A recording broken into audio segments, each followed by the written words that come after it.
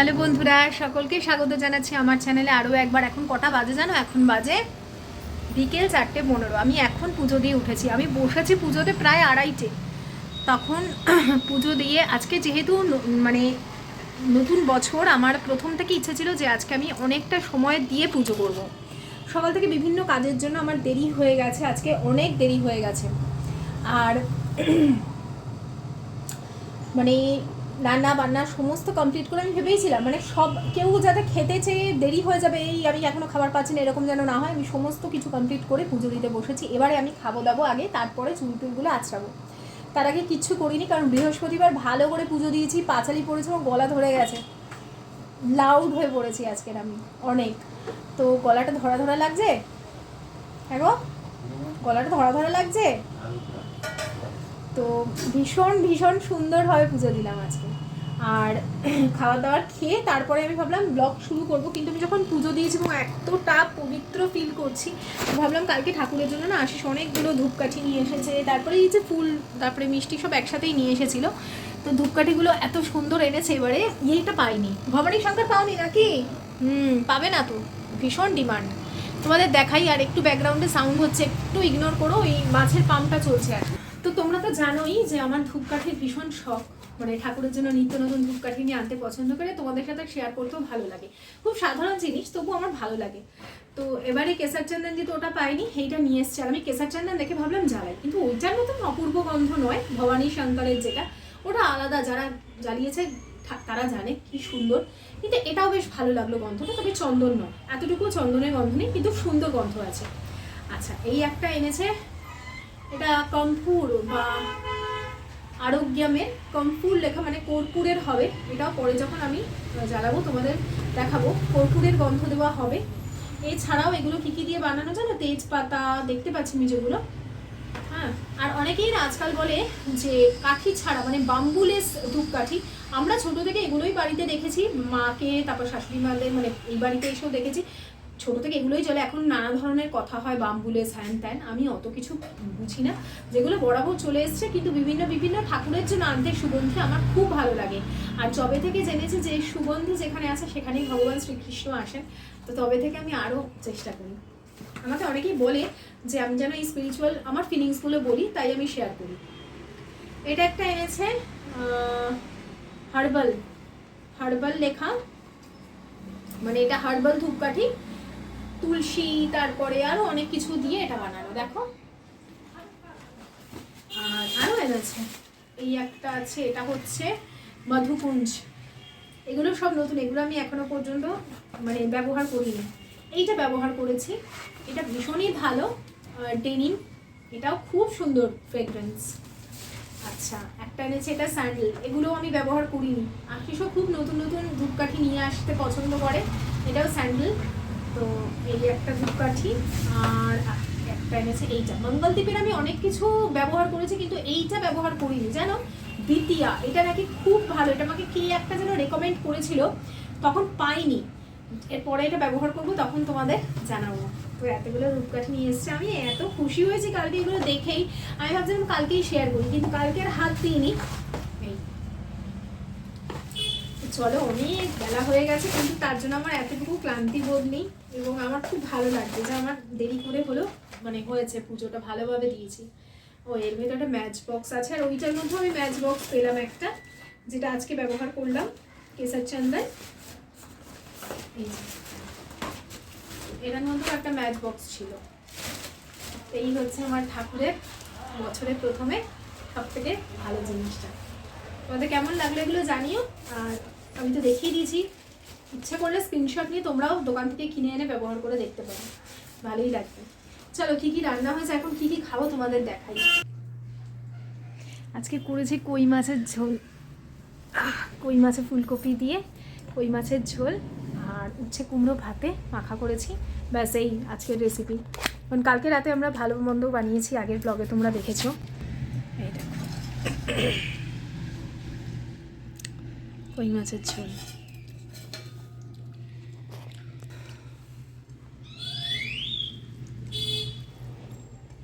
এখন ঘরে ঘরে পাস্তা মানেই ডিসানোর পাস্তালিশিয়াস, তার কারণ এটি 100% ড্রুম হুইট দিয়ে তৈরি। একদিকে হেলদি, তার সাথে সাথে ভীষণ tasty. Source of protein, zero cholesterol এবং নো ট্রান্স ফ্যাট থাকার কারণে মানুষ এটা নির্দ্বিধায় খেতে পারে।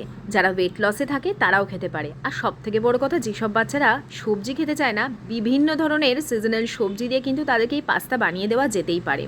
টিফিনের একটা সব থেকে সহজ অপশন হতে পারে এই ডিসানোর পাস্তা। আর এই পাস্তা কেনার জন্য তোমাকে আলাদা করে কোনো স্টোরেও যেতে হবে না, ঘরে বসেই পেয়ে যেতে পারো। আমি ডেসক্রিপশন বক্সে লিঙ্ক দিলাম, চেক করে নাও। আমার 2026-এর প্রথম ব্লগ আজকে, আর আজকের দিনটাও আমি কাটিয়েছি ভীষণ পজিটিভ চিন্তার মধ্যে দিয়ে। 2025টা আমার যে খুব খারাপ গেছে বলবো না, কিন্তু আধ্যাত্মিকতার দিক থেকে বারবার যেন আমার মনটা ডাইভার্ট হচ্ছিল। কিন্তু 2026টা আমি শুরু করেইছি ঈশ্বরকে ডেকে। খুব খুব মন দিয়ে আজ আমি ঠাকুরকে পুজো করেছি, ঠাকুরকে ডেকেছি। যাই হোক, কেক বানাবার জন্য আমি অনেক সময় রেসিপি তোমাদের সাথে শেয়ার করেছি, এটাও তার ব্যতিক্রম নয়। দুটো ডিম খুব ভালো করে ফেটিয়ে ওই যে কাপটা দেখছো তার হাফ কাপ মতন ধরো তেল দিতে হবে। আমি বাটার আর তেল মিশিয়ে দিয়েছি, আর দিয়েছি 1 কাপ চিনি গুঁড়ো। সেটাকে এখন খুব ভালো করে বিট করে নিচ্ছি যেন একদম ফোমের মতন হয়ে যায়। এখানে 1 কাপ দিলাম ময়দা, যেটা আমি সব থেকে বড় গন্ডগোল করেছি, এই ময়দাটাকে চেলে নিইনি, যেটা ভীষণ ইম্পর্টেন্ট স্টেপ কেক বানাবার ক্ষেত্রে, সেটাই করিনি। আর ময়দা আর বেকিং পাউডার একসাথে না মানে ব্লেন্ড করে নিতে হয় বা চেলে নিতে হয়। আমি এখানে ওই বেকিং পাউডারটা মনে পড়লো, তাই আমি চেলে নিলাম ওই কেক বানাবার জন্য। এবার তো 25 ডিসেম্বরে আমি কেক বানাইনি, তো কেক বানাবার জন্য আগের থেকে অনেক কিছু কিনে রেখেছিলাম। এই যে টুটি ফ্রুটি, চেরি, ব্ল্যাক কিশমিশ আর পেঠা বা মোরব্বা যেটাকে বলে, এগুলো আমি কিনে রেখেছিলাম বানাবো বলে। কিন্তু ওই প্রভু যা চান তার বাইরে তো কিছু হবে না। দেখেছিলেই আমি যাওয়ার আগে কি হারে অসুস্থ ছিলাম, প্লাস তারপর তো যাওয়া নিয়ে ব্যস্ত হয়ে পড়লাম। কেনাকাটা মানে লাস্ট বোধহয় 2 দিন আমি কেনাকাটা করবার সময় পেয়েছিলাম, তো সেই জন্য কেক বানাবার মতন আর আমি প্রেশার নিইনি। এবারে আমার বর ভীষণ পছন্দ করে, আর আমরা কোনো রকমভাবে কেক কিনে খাই না। এবারে কোনো ক্রিসমাস কেকই আমরা খাইনি, না খেয়েছি আমার দিদি কিনে পাঠিয়েছিল, ওই কেকটা খেয়েছিলাম। কিচেন খুব মেসি আছে, একটু ইগনোর করো, কারণ হচ্ছে আমি এক্ষুনি সব গোছাবো। আর এই সমস্ত কেক ফেক বানাতে গেলে না ভীষণ নোংরা হয়।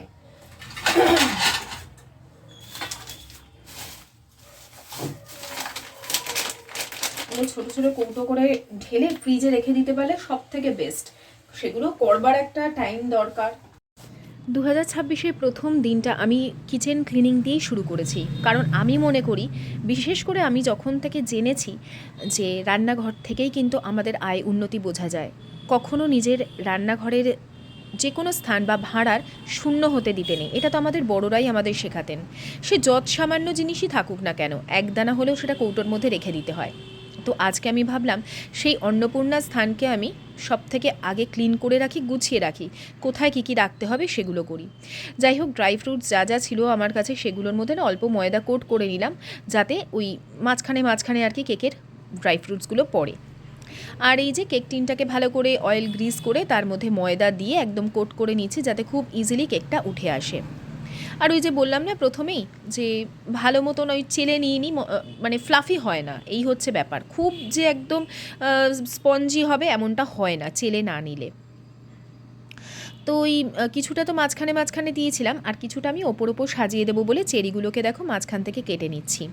আমার সব থেকে ভালো লাগে না কাজু দেওয়া বা এই ব্ল্যাক কিশমিশ দিয়ে আর কাজু দিয়ে ভালো করে বানাতে কেক বেশি ভালো লাগে, কিন্তু আমার হাজব্যান্ড আবার এই ড্রাই ফ্রুটস দিয়ে, মোরব্বা দিয়ে, এগুলো দিয়ে খেতে ভালোবাসে। তো ওর কথা মতনই আমি আজকের কেকটা বানিয়েছি। আমাদের হাতে খুব সামান্য জিনিসই আছে যেটাতে আমাদের সংসারের আয় উন্নতি হতে পারে। দেখো, আমাদের প্রথম চাহিদা থাকে কিন্তু আমাদের স্বামীর উন্নতি আর সন্তানের সুস্থতা। এই দুটো জিনিস ভালো থাকলেই মনে হয় যেন আমরা ভালো আছি। তাই আমি যেটুকু জানতে পারি বা যেটুকু বুঝতে পারি যে এই জিনিস করলে সব কিছু একটু ভালো হতে পারে, আমি সেইগুলো করবার চেষ্টা করি। তাই আজ ভাবলাম যে কিচেন তো ক্লিন করবই, তার সাথে সাথে একটা এমন কিছু ভালো বানাই যেটা আমার ছেলে এবং হাজব্যান্ডের মুখেও হাসি ফোটাবে। তো ওটা যখন করে নিলাম, তারপর আমি ভাবলাম কিচেনটা ক্লিন করি। এই সময় কিন্তু আমার রুটি করাও বাকি আছে, আর ডিনারের খুব বেশি বানাবার কোনো চাপ নেই বলে আমি আর দেরি করলাম না, কারণ কিচেন ক্লিন করতে কিন্তু বেশ একটু সময় লেগে যায়। ভালো করে স্কচ ব্রাইটে মধ্যে আর কি ওই লিকুইড ডিশওয়াশার দিয়ে গ্যাস ওভেনটাকে চেপে চেপে মুছে নিই, যাতে কোথাও তেল ময়লা এঁঠো কাটা একটুও না থাকে। সকাল থেকে যতবার রান্না হয় মোটামুটি রাতেই আমি করি, না হলে দুপুরবেলা যদি দেখি খুব মাছ টাছ রান্না হয়েছে তখন মেজে ফেলি। তো সারাদিনে একবার অবশ্যই যেখানে রান্না হয় সেই জায়গাটা পরিষ্কার আমি করি। তো ওই দিকটা ভালো করে মেজে ধুয়ে কাউন্টার টপ কুকটপ মেজে ঘষে পরিষ্কার করে এই দিকের কাউন্টার টপে চলে এসেছি। যা যা প্রয়োজন সেগুলো ধুতে দিয়ে দিলাম, আর যেগুলোই ধরো লাইটার এগুলোকে একটু মুছে পরিষ্কার করে আমি রেখে দিলাম। এরপরে সেম প্রসেসে স্কচ ব্রাইট আর লিকুইড ডিশওয়াশার দিয়ে ঘষে ঘষে পরিষ্কার করি। এত পরিষ্কার করবার পরেও কিন্তু জানো তো আমি এই স্ল্যাবের ওপর রেখে রুটি বেলতে পারি না। অনেকেই দেখি একদম রেখে মানে হয়তো তাদের আমার ঠিক মনে স্যাটিসফ্যাকশান আসে না। তো যাই হোক, এখানে আমি ভালো করে পরিষ্কার করে নিলাম। আজকে আর কোথাও রেডি হয়ে বিকেলবেলা বেরোতেই ইচ্ছে করছিল না, কারণ এত পরিমাণে বাইরে ঠান্ডা, মনে হয় যেন বাড়িতেই থাকে। আর কোথাও থেকে ঘুরে আসার পর না মনে হয় নিজের ঘরটাতে অনেক শান্তি, তাই না? যাই হোক, ওই যেখানে ওই লিকুইড ওগুলো রাখি না, জায়গাটা মাঝে মাঝেই সাথে হয়ে যায়, তো ওই জায়গাটা খুব ভালো করে পরিষ্কার করে রাখি। আর দেখো কেকটা বললাম না, এটা কিন্তু আরও ডবল ফুলতো, ওই মোটামুটি ফুলেছে, আরও স্পঞ্জি হতো, স্পঞ্জি ব্যাপারটা হয়নি, কিন্তু কেকটা অসাধারণ খেতে হয়েছে, সে তো তোমরা দেখে বুঝতেই পারছো। এবারে ক্রিসমাসে আমার অন্যরকম প্ল্যান ছিল, কিন্তু প্রভু যা প্ল্যান করে তার প্ল্যানের বাইরে তো কিছু হয় না, তাই না? সেদিন একটা খুব ভালো জিনিস আমি দেখলাম যে আমরা পুরীর প্ল্যান করি না, পুরী আমাদের প্ল্যান করে। মানে আমাদেরকে প্রভু ডাকলে তবেই আমরা পুরীতে যেতে পারি। আর সত্যিই তাই, এটা আমি অন্তর থেকে বিশ্বাস করছি এখন। তো এই হচ্ছে বেশ রাতের দিকে এটা কেকটা অনেকটা ঠান্ডা হওয়ার পর আমি এটা কেটে বক্সে করে রেখে দিলাম। সবাই নিজের মতন যার যেটুকু প্রয়োজন খেলো, বাকিটা আমি রেখে দিলাম। আর এই যে এখন শীতকালে তো একটা এক্সট্রা কাজ, সেটা হচ্ছে গরম জল ফ্লাস্কে ভরে রাখা। কতবার আর জল গরম করে করে খাওয়া যেতে পারে? তো ওই জন্য ফ্লাস্কে করে রাখলে একটু মিশিয়ে মিশিয়ে জলটা খাওয়াও হয়, আর না হলে এত ঠান্ডা বরফ গোলা জল যে খাওয়া যাচ্ছে না। তো সকলকে খাওয়া দাওয়ার দিয়ে আমিও খেয়ে দিয়ে ফ্রি হয়ে গেছি। এরপরে বললাম না, অন্নপূর্ণা স্থানটাকে আজকে একদম ভালো করে পরিষ্কার করে সাজিয়ে গুছিয়ে রাখবো। যা যা আছে সেগুলোকে কৌটোর মধ্যে রিফিল করব, আর যেগুলো নেই সেগুলোও আনতে হবে, কারণ মাস তো পড়েই গেছে। ভেবেছিলাম মেট্রো ক্যাশ অ্যান্ড ক্যারি যাবো, কিন্তু এই ঠান্ডায় অতটা গাড়ি করে গেলে আরও ঠান্ডা লেগে যাবে। তো পুরো সব জিনিসগুলো বার করলাম, এমনি পরিষ্কার ছিল জানো তো, কিন্তু অগোছালো হয়ে গেছে। এই যাওয়ার আগে সব এদিক ওদিক করে রেখে দিয়ে চলে গেছি। তো সব বের করে, আর ওই ছোলা এনে রেখেছিলাম, কাঁচা ছোলা প্যাকেটের মধ্যেই ছিল, তাই একটু একটু পড়ে গেছে, সেগুলোকে আবার ঘুরিয়ে কাচিয়ে রাখলাম, ফেলিনি, ওগুলোকে জলে সব ভিজিয়ে দেবো। আর একটা একটা করে কৌটো সমস্ত মুছে আমি জায়গা মতন সেট করব। আর কিছু কৌটো থাকবে যেগুলো আমি ধুয়ে রেখে দেবো। এইভাবেই নিজের কিচেন আমি সবসময় অর্গানাইজ করি আর গুছিয়ে রাখি। সেটা যত ছোট স্থানই হোক, একটু একটু করে হলেও জিনিস তার মধ্যে ভরে রাখি, যাতে আমার কাছে কেউ কিছু চাইতে এলে তাকে ফিরে না যেতে হয়। তো এই হলো, এখন মোটামুটি সবই আছে দেখলাম। আর কিছু ফাঁকা কৌটো আছে, মানে যেগুলো ধরো এক্সট্রা বিস্কিট ছিল সেগুলোকে সব রেখে ধোয়ার জন্য বার করে দিচ্ছি। তো হয়ে গেল এদিকটা গোছানো। এরপরে আমি চলে যাব আমার এই পাশের যে আর একটা ক্যাবিনেট আছে সেখানে। এখানে না ডাল, মশলাপাতি, তারপরে ওটস, চিড়ে এগুলো রাখি। তো গোছানোই আছে। আর এদিকে দেখো কিছু রোল দেখছো তো, এগুলো কোনোটা বাটার পেপার, কোনোটা অ্যালুমিনিয়াম ফয়েল, হ্যাঁ, কোনোটা এমনি র্যাপ করবার জন্য সেগুলো। তো সেই জায়গাগুলো ক্লিন করে নিলাম, করে একটা জায়গায় কর্নারে করে গুছিয়ে রাখলাম। আর এখানে অল্প একটু সুজি আছে, ডাল আছে, এগুলো সব এখন অল্প অল্প করে আছে এখনও পর্যন্ত। মাস তো পড়েই গেছে, নিয়ে আসতে হবে আবার। আর মেথির দানা, যেটা আমার ঘরে ভীষণ প্রয়োজন হয়, কারণ আমি মেথি অয়েল খুব ইউজ করি, ওই জন্য 1 প্যাকেট এক্সট্রা থাকে। তো দেখো সব অর্গানাইজ করে রাখলাম। কিছু কৌটো শিশি সব ধোয়া আছে, ওগুলো ফাঁকা করেই রেখেছি, এই সমস্ত আসবে তখন রিফিল করব। আর ওই যে বললাম না কিছু কৌটো, এগুলো হচ্ছে না খুব ভালো জানো তো। এই ধরো ওয়েট লসের সময় আমি কিনেছিলাম যে ব্রাউন রাইসের কৌটোগুলো, অনেকগুলো কৌটো, আর ভীষণই ভালো, এগুলো ফেলে দেওয়ার কোনো যুক্তি দেখি না। আমি তো প্লাস্টিক কৌটো ব্যবহার করেই থাকি, তো ওগুলোতেও আমি জিনিস রাখি। তো হয়ে গেল, সব ধুয়ে পরিষ্কার করে আমি এখন একটা টাওয়েলের মধ্যেগুলোকে মেলে রাখবো। কিন্তু তার আগে যে কাজটা করতে হবে, তাহলে এই জায়গাটা ফাঁকা হয়ে যাবে। এই যে ডাল আর কি, মানে বিউলির ডাল বা কলাইয়ের ডাল যেটাকে বলে, সেই ডাল আর চালটাকে মেপে রেখে দেবো। ইডলি খাওয়ার ইচ্ছা হয়েছে আর কি সবার এই শীতে গরম গরম। তো 1 বাটি ডাল নিলে আমি 3 বাটি চাল নিই, আতপ চাল, যেটা কম দামি চাল হয় না, আতপ চাল, গোবিন্দভোগ চাল নিতে হবে না, কিন্তু কম দামি আতপ চালটা দিতে বলবে।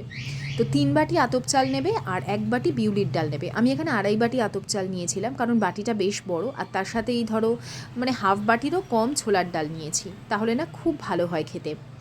আর তার সাথে 1 চামচ থেকে 1.5 চামচ মতন মেথি দানা নিয়েছি। আর ওই করতে গেলে না টুকটুক করে এটা ওটা পড়ে যায়, কিন্তু কোনো জিনিসই নষ্ট করতে নেই, সব আমি এক এক করে তুলে রাখি, এমনকি নিচে পড়ে গেলেও আমি তুলে রাখি, তুলে আবার সেগুলো ব্যবহার করি। হয়ে গেছে এখানে আমি রাখলাম। দেখো প্রত্যেকের না দৃষ্টি এক এক রকম, এক একজনের এক এক রকম। আমি যেমন সাশ্রয় করে জিনিস চালাই, বা আগাগোড়াই আমি সাশ্রয় করে জিনিস চালাতাম, তাতে আমাকে অনেকে অনেক কথাই বলতো। অনেক বড়রা আমাকে বলতো তুমি লক্ষ্মী, তোমার হাতে লক্ষ্মী বাঁধা আছে, তোমার কোনো জিনিসের অভাব হবে না। আবার খুব কাছের কেউ বলতো তুমি কিপটে, কিন্তু আবার পরবর্তীকালে দেখতাম সে আমাকেই ফলো করছে। তো তখন বুঝতাম যে না, আমি আমার পথে ঠিকই আছি। আসলে সবসময় নিজের জীবনে আয় বুঝে ব্যয় করতে আমি স্বচ্ছন্দ বোধ করি। আছে মানেই যে সেখানে আমাকে অঢেল অপচয় করতে হবে তার কোনো মানে নেই, আর তাতে আমাদের জীবনে আর কিছু হোক না হোক কষ্ট পেতে হবে না। যাই হোক, এদিকে দেখো চাল ডালটা ভালো করে ধুয়ে নিচ্ছি। আমি মেজারমেন্ট বলে দিলাম কিভাবে আমি ইডলি বানাই বা ডোসা বানাই, এই সেম ব্যাটারেই ডোসাও আমি বানাই, আলাদা করে কখনো আমাকে ব্যাটার কিনতে হয়নি। এখন এই যে ভালো করে ধুতে হবে কিন্তু, কারণ এই যে ভেজানো জলটা থাকবে, এই জল দিয়ে কিন্তু আমরা পেস্ট করব, তবেই কিন্তু খুব তাড়াতাড়ি ফার্মেন্ট হবে এবং খুব ভালোভাবে হবে। ওই জন্য প্রায় 5-6 বার ধুয়ে নিলাম, যতক্ষণ না সাদা জল বেরোচ্ছে। ব্যাস হয়ে গেল আমার আজকের মতন কিচেন ক্লিনিং। দেখো তো রাত্রিবেলা কিচেনটা কত সুন্দর লাগছে, যেই আসবে তারই ভালো লাগবে, আর যদি স্বয়ং ঈশ্বর আসেন তার আশা করি ভালোই লাগবে। কিছুটা ছোলা ভিজিয়ে দিলাম, আর এই যে এটাও ভিজিয়ে দিয়েছিলাম। রান্নাঘরও একদম পরিষ্কার হয়ে গেছে। তোমাদের আজকের ভিডিওটা কেমন লাগলো আমাকে অবশ্যই কমেন্ট করো বন্ধুরা। যদি ভালো লেগে থাকে লাইক, শেয়ার অ্যান্ড সাবস্ক্রাইব। আর আমার কাজগুলো দেখে তোমাদেরও যদি কাজের ইচ্ছা আসে তাহলে অবশ্যই কমেন্ট করে সেটা আমাকে জানিও, তাহলে আমারও ভালো লাগে আর আমিও উৎসাহ পাই আরও বেশি করে এই ধরনের ভিডিও করবার। আর এই সময় আমার ফেস ওয়াশও হয়ে গেছিলো। আজকের মতন বিদায় নিচ্ছি, সকলে খুব ভালো থেকো, টাটা বাই বাই, সায়োনারা।